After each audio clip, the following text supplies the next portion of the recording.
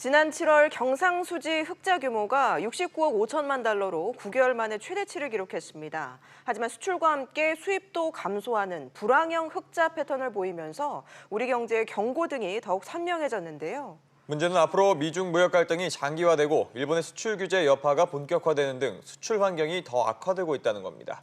불안한 우리 경제 진단해 보겠습니다. 서울시립대 경제학과 성한경 교수와 함께하겠습니다.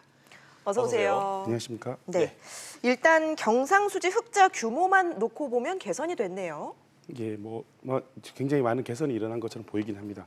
경상수지라 그러면 사실은 이제 상품 네 가지로 구성이 되는데요. 예. 상품 수지와 서비스 수지, 본원소득 수지 그리고 이전소득 수지로 구별이 됐다고 볼 수 있습니다. 네. 이번에 전체적으로 봤을 때 경상수지가 많이 늘어난 측면에서 보면은 7월 달 경상수지가 작년 10월 이후에 9개월 만에 최대 흑자폭을 기록을 해서 네. 69억 5천만 달러를 기록을 했습니다. 네. 상품 수지 규모 자체는 작년보다 좀 줄어들었습니다만은 서비스 수지 적자폭이 감소했고 무엇보다도 그 본원 수지 흑자 규모가 굉장히 많이 늘어난 부분이 큰데요. 본원 수지요? 예, 본원 소득 수지였습니다. 예. 그래서 그 부분이 무엇이냐면 투자에 따른 어떤 배당 그 급여라든지 아니면 배당 이자의 유입과 유출에 대한 부분이고 그래서 이런 게 많이 늘어난 이유 중에 하나가 뭐냐면 그 7월 달에 이제 해외에 있는 국내 기업의 해외 법인이 이익잉여금을 7월 때 한꺼번에 많이 가져온 일이 있었습니다. 예. 그래서 이런 배당금의 회수로 인해서 많이 일어나는 일인데 왜 그렇게 회수를 했냐면은 7월 달에 우리나라 환율이 굉장히 높았기 때문에 네. 상대적으로 가져오게 되면 이익이 될 것이라고 해서 그렇게 판단한 것으로 보이긴 합니다. 그리고 해외 직접 투자나 아니면 채권 투자의 잔액에 따른 어떤 배당이나 이자가 계속 꾸준히 들어오고 있는 측면에서 보는 소득 수지가 많이 늘어난 것이 이번에 경상수지 흑자를 견인했다고 볼 수 있고요. 예. 서비스 수지에서 측면에서 보면은 중국의 관광객이 이제 완전히 회복세에 있기 때문에 서비스 수지 개선도 됐고 일본으로부터의 관광객도 19.2% 정도 작년 동기 대비해서 늘어난 측면이 있습니다. 그래서 전체적으로 이제 경상수지가 좀 개선이 되긴 했었는데요. 근데 조금 좀 이상한 것은 보통 환율이 오르면은 수출이 늘어나야 되는데 예. 반도체 가격이 워낙 떨어지는 바람에 수출액 자체가 감소한 것으로 보인 상황입니다. 전체적으로 보면 경상수지에서 상품 수지의 악화가 어느 정도 그 본원 소득 수지라든지 아니면 서비스 수지 개선으로 좀 이렇게 그 상쇄된 것이 아닌가라고 보는 것이 적당한 것 같습니다. 네. 네, 자, 특히나 좀 살펴보면 7월에 반도체와 석유화학, 철강 수출이 좀 급감을 하고 이 상품 수지 흑자가 43%나 좀 줄었는데요. 그 이유는 뭘까요? 예, 앞서 말씀드린 대로 경상수지에서 상품 수지가 있는데 차지하는 비중이 가장 크게 차지하고 있습니다. 예. 근데 상품 수지 흑자가 이제 61억 9천만 달러였는데요. 작년 동월에는 107억 9천만 달러였던 것에 비하면 거의 42.6% 정도 굉장히 많이 감소한 것인데 예. 수출은 482억 6천만 달러 정도에서 작년 동월 대비 10.9% 정도 감소했고요. 전년 동월 기준으로 보게 되면 8개월 연속으로 내림세를 계속 유지하고 있는 상황입니다. 네. 주요 원인은 가장 큰 게 이제 반도체랑 석유 제품의 그 가격이 떨어진 부분이 제일 크게 나타나는 것 같고 철강 수출도 상당히 감소한 것으로 지금 나타나 있습니다. 네. 이런 영향에서 보면 미중 통상 갈등으로 인해서 세계적으로 무역이 좀 감소한 것도 있고요. 특히 우리나라 입장에서는 대중 수출이 이제 급격히 감소한 것이 가장 큰 원인이라고 볼 수 있을 것 같습니다. 수입도 석 달 연속 감소해서 420억 8천만 달러를 기록하고 있는 상황입니다. 네. 예, 말씀하신 것처럼 이 경상수지의 핵심 축인 이 상품 수지가 수출과 수입이 모두 함께 줄어들면서 불황형 흑자다 이런 분석이 나오고 있습니다. 예, 경상수지에서 비중이 큰 상품 수지에서 보면은 모두 다 줄어들었는데요. 이게 수입이 더 많이 줄어들어서 흑자는 유지되긴 하지만 소위 불황형 흑자라는 얘기를 하고 있습니다. 예. 이런 일이 주로 발생하는 게 통상적으로는 투자 부진이나 경제 상황이 이제 좋아지지 않는 경우에 발생하게 되는데 우리가 보통 수입이라 그러면은 단순히 소비재 수입 외에도 원자재나 기계와 같은 중요한 생산 요소의 수입도 굉장히 큰 비중을 차지하고 있습니다. 근데 이런 것의 수입을 하는 것이 바로 사실은 거의 투자로 바로 연결이 되게 되어 있는데 네. 이런 것에 대한 수입을 줄였다는 얘기가 이제 투자 부진을 보여준 한 가지 단면이라고 생각을 하고요. 네. 투자가 부진하다는 것은 현재 경제 상황이 좋지 않거나 아니면 향후 경제 상황이 좋지 않을 거라는 전망이 기인한다고 볼 수 있을 것 같습니다. 그래서 아무래도 상황이 전반적으로 개선이 되려면은 수출 수입 모두 개선이 되어야 되는데 현재 상황에서 보면 그게 쉽지 않은 것 같은 상황이긴 합니다. 네. 자, 문제는 경상수지 개선세가 계속 이어질지가 이슈인데요. 자, 지난달에 통관 기준으로 수출이 9개월 연속 하락세를 이어가고 있는데 지금 상황이 좀 좋지는 않은 거죠?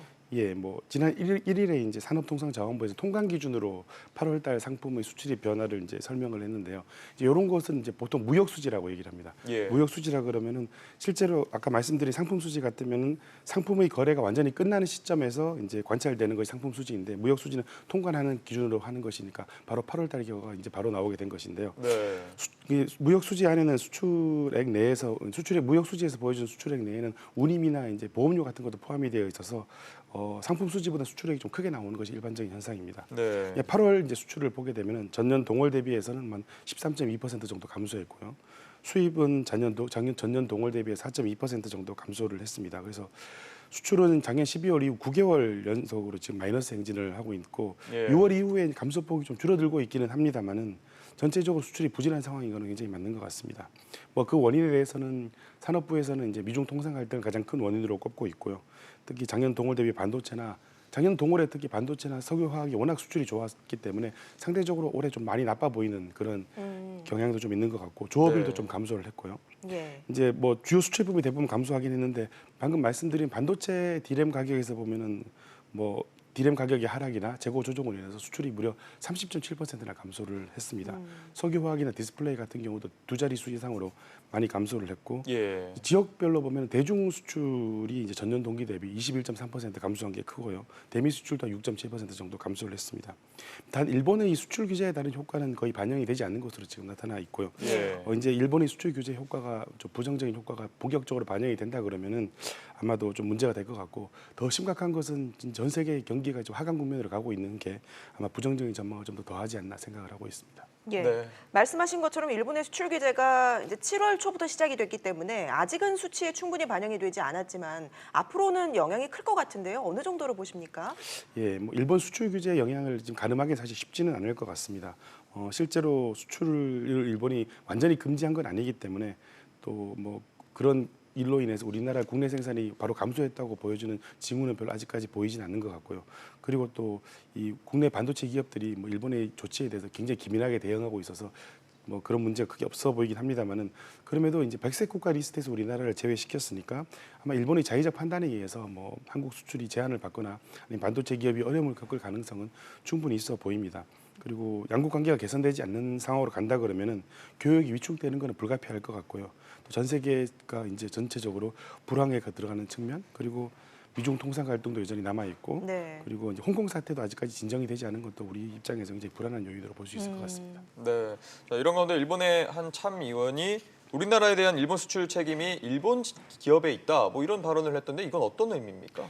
예, 일본의 고니시 히로유키라는 참의원이 본인이 SNS에 올린 얘기인데요. 예. 그 이제 어떤 이제 일본 매체의 보도를 인용을 했었는데 그 보도의 내용이 무엇이었냐면 삼성전자에서 일본에 의존하던 고순도 불화수소를 국산화하는 데 성공했다라고 얘기를 하고 있고 이로 인해서 일본 경제나 기업에 악영향을 준다는 얘기를 하고 있었습니다. 네. 그 얘기를 이제 공유하면서 올린 얘기가 뭐냐면은 본인이 경산성으로부터 참여원 입장에서 경산성으로부터 듣기로는 이번에 이런 조치들이 일본의 수출 규제가 일본 기업들이 무역 관리를 부실하게 했기 때문이라고 밝혔다고 합니다. 근데 네. 우리가 보통 듣기로는 경산성이 대외적으로 공표하기로는 한국이 전략 물자 관리를 잘 못해서 그런 일이다라고 얘기하고 있어서 우리가 들은 거랑 좀 배치되는 부분이긴 한데요. 네. 뭐 일본의 참의원이 이런 얘기를 했다는 것은 사실은 일본 입장에서 일본이 이제 입장에서 한국이 일본을 좀 벗어나고 이겨내는 어떤 모습에 대한 불안감을 보여주는 게 아닌가 싶은 생각이 들긴 합니다. 실제로 제가 전에 분석해 본 바에 따라서도 보면은 장기적으로 자꾸 일본이 이런 수출 규제를 유지하게 될 것 같으면 이런 규제된 산업을 중심으로 해서 일본에서 집중적인 산업 위축 현상, 생산 위축 현상이 발생할 수 있는 걸 보였기 때문에 네. 그런 걸 아마 보여주고 있지 않은가 생각을 하고 있습니다. 예. 예. 일본의 수출 규제뿐만 아니라 미중 무역 전쟁도 우리 수출에 악영향을 주고 있는데요. 뭐 다음 달에 고위급 협상을 한다고는 하지만 미중이 이 문제를 장기전으로 끌고 갈 거란 분석이 많은데요. 어떻게 보십니까? 예, 뭐 미국과 중국이 계속 상황을 사실 악화시켰다가 좋아졌다고 하지만 전반적으로 지금 악화되는 상황으로 진행되고 있는 건 맞는 것 같습니다. 뭐 한국 입장에서는 대중 수출 감소폭이 가장 큰 문제이기 때문에 심각한 상황이고 중국과 미국이 우리나라의 가장 중요한 1대, 2대 교역국이니까 문제가 심각하다고 볼 수 네. 있는데요. 네. 이 낙관론과 비관론이 다 존재한다고 볼 것 같습니다. 낙관론으로 보면은 이제 트럼프 대통령 입장에서는 내년 대선이 있으니까 빨리 성과를 만들기 위해서 협상을 빨리 끝내고 싶어 할 것이다라는 그렇죠. 것도 있고요. 예. 비관론으로 보면은 중국 측에다 확실히 미국의 요구를 이제 대입을 시켜서 이번에 반영을 하겠다는 의지가 굉장히 강한 것 같고 특히 중국의 기술 굴기를 이번 기회에 꺾어야 되겠다는 것이 이제 미국 트럼프 대통령 주위에 있는 분들의 생각이라고 알려져 있습니다. 예. 제가 판단하기에 통상 갈등의 변화를 결정짓는 굉장히 중요한 변수는 미국 국내 요인이라고 생각을 하는데요. 네. 그 연준에서 금리를 얼마나 낮출지에 대해서 굉장히 중요하다고 생각합니다. 미국 대통령 트럼프 대통령 입장에서는 내년 대선까지 경제가 계속 호황 국면을 유지시켜야 되는데 뭐 그렇게 호황 국면을 유지시키는 데 있어서 가장 중요한 것은 연준의 금리 인하라고 판단하고 있는 것 같습니다. 예. 그래서 사실 미국이 대외 의존도가 높지 않은 나라이기 때문에 통상 갈등의 해결 국면이 미국 경제에 어떤 영향을 미치는 부분 작다고 볼 수 있고요. 하지만 금리를 낮추게 되면 경제 전반에 거쳐서 호황 국면이 지속될 수 있으니까 좀 무리해서라도 자꾸 연준이 금리를 낮추라고 얘기를 하고 있고 연준이 금리를 낮춰야 되는 어떤 정당성 차원에서 미중 통상 갈등 때문에 금리를 낮춰야 되는 게 아닌가라고 얘기를 하고 있으니까 연준이 어느 정도 트럼프 대통령이 만족하는 수준만큼 금리를 낮춘다 그러면 통상 갈등을 접기 위한 방향으로 저는 노력하지 않을까라고 생각하고 있습니다. 예, 우리 한국은행도 이제 다음 달에 금통위가 예정이 돼 있는데 이제 미국의 통화 정책을 보고 참고를 하지 않겠습니까? 근데 지금 뭐 금리를 내리기에도 좀 우려되는 부분이 있고 그냥 유지하기에도 그런 고민스러운 상황이죠. 예, 뭐 미국이 금리를 우리가 내린다 그러면 우리도 어느 정도 따라 내릴 수 있는 여지가 있는 것 같습니다. 근데 미국이 내리지 않은 상황에서 우리가 금리를 많이 내려버리면 이제 미국과의 금리 차이가 더 벌어지게 되면 자본 이탈의 문제가 생길 수 있으니까 한국 입장에서는 이제 미국의 금리 인하 부분을 굉장히 유심히 보고 있는 상황이 아닐까 생각하고 있습니다. 네, 자 여러 경제 지표가 부진한 가운데 우리나라를 둘러싸고 있는 불안한 징후도 계속 나오고 있는데요. 가장 큰 문제는 우리나라 성장 잠재력이 계속해서 뭐 추락하고 있다 이런 건데 지금 상황을 좀 돌파하기 위한 방안 어떤 게 있을까요? 예, 불안한 징후가 뭐 여러 군데 나타나고 있고요. 뭐 불황의 흑자도 어느 정도 사실은 좀 사라져가고 있고 그나마 그리고 경제 성장 잠재력도 1% 내로 진입할 것이라는 얘기도 있고 물가 상승률이 거의 마이너스로 가서 이제 디플레이션 우려도 나오고 있을 뿐만 아니라 뭐 일자리 문제는 이미 거의 고착화된 구조적인 문제처럼 보이긴 합니다. 네. 정부에서도 뭐 뾰족한 방법을 찾으려고 하긴 할 건데요. 경기가 너무 급격하게 하락하는 걸 막기 위해서 재정을 투입하고 있는 정도가 지금 정부에서 최선을 다하고 있는 생각이 아닐까 생각이 들고 네. 제가 생각하기에는 현재 상황을 뭐 개선시킬 가능성은 사실 별로 없다고 봅니다. 뭐 왜냐하면 무엇보다도 세계 경기 흐름이 나빠지고 있는 상황에서 우리만 나홀로 호황으로 갈 수도 없는 상황이고요. 예. 2008년도 글로벌 금융위기 상황 우리가 볼 수 있는데 그때 우리나라가 좀 나름대로 잘한 측면이 있습니다. 근데 그거는 뭐 우리나라가 잘했다는 점도 있겠습니다만은 옆에 있었던 중국이 거의 두 자릿수 성장을 해주는 바람에 중국을 잘 우리가 활용해서 경제 위기를 빨리 극복했던 측면이 있는데 지금은 중국도 5% 성장을 장담하지 못하는 상황이니까 좀 미중 통상 갈등이 지속될수록 문제가 있을 것 같고 이제 재정 투입도 어느 정도 되면은 이제 그 여력이 거의 소진되지 않을까 생각을 하고 있습니다. 예. 뭐 돌파할 대책은 없습니다만 제가 판단하기에 이 상황을 좀 덜 악화시키는 방법은 여전히 존재한다고 생각을 합니다. 네. 가장 크게 보면 국내에서 투자가 활성화될 수 있도록 하는 게 어떻게든 우리나라의 그 성장률을 좀 높일 수 있는 방법인데요. 예. 외국인 투자 유치는 사실 쉽지 않겠습니다만은 최소한 국내 우량 기업이 해외로 나가는 것을 좀 막기 위한 노력해야 되지 않을까 생각을 하고 있어서 아무래도 국내 기업 환경의 개선이나 투명성 제고가 좀 필요해 보이긴 합니다.